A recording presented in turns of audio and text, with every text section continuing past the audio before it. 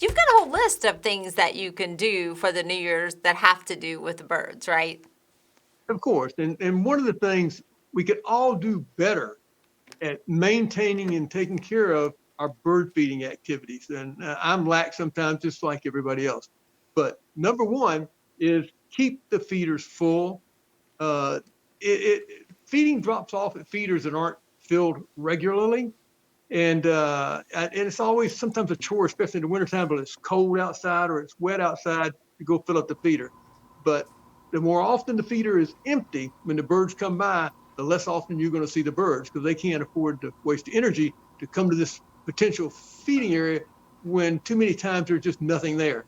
So keep your feeders full. Even if you only put out a half a tube a day, do something so that there's on a regular basis that they can count on food available for them. So that's number one. Keep the feeders full.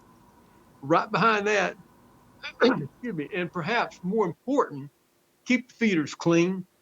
It doesn't take much time to go out and just wipe down the perches and wipe out the tray. If you got a tray, clean it off every now and then. You can, when the feeder gets empty, you can throw these things in the dishwasher if it's a plastic tube feeder, a quality plastic tube feeder like one of the kohl's feeders. And to mention in kohl feeder, it's also the bottom snaps off. It makes it really easy to clean those things out in a hurry and snap it back together. But keep them clean. It's healthy for the birds to do that. So do that for your bird friends. And try new foods.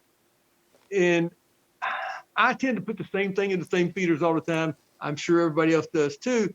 But every now and then, just look at the available foods out there and try something different. If you've never used suet before, my goodness, give that a try. Get a little inexpensive suet feeder and put some suet cakes out and watch what happens. You will have birds on there. Also, if you're running just one of our blends like special feeder, get another little feeder and put just sun meats in it, or put some hot meats in it, or put one of the other kohl's products in it. Even a mesh feeder, you could use something like raw peanuts, and you'll attract some different birds to it, and or give a treat to the birds that are already coming.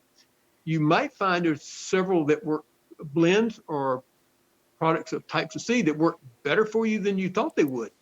Or you may just, if nothing else, you'll be giving a great supplemental change to your birds that are normally coming. And I try a little bit of everything all the time, and I like to mix it up. And sometimes I'll mix one or two different things together and put it in a separate feeder, and that's fun too. And try a new feeder. You know, kohl's have several feeders, different tube feeders. Add it maybe not a different type of feeder. Add another tube.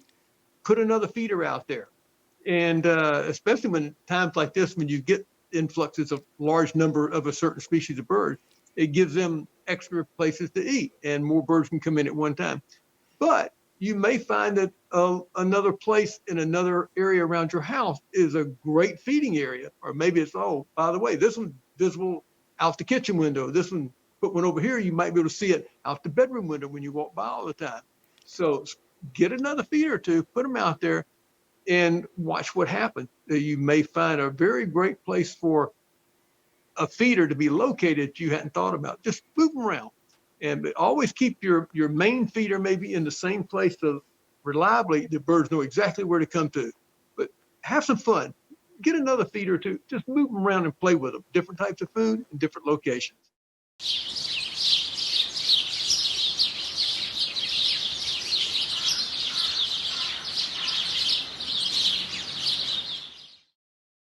Hello, this is Richard Kohl. I want to thank each of you for watching, and I want you to subscribe to our YouTube channel, and don't forget to share it.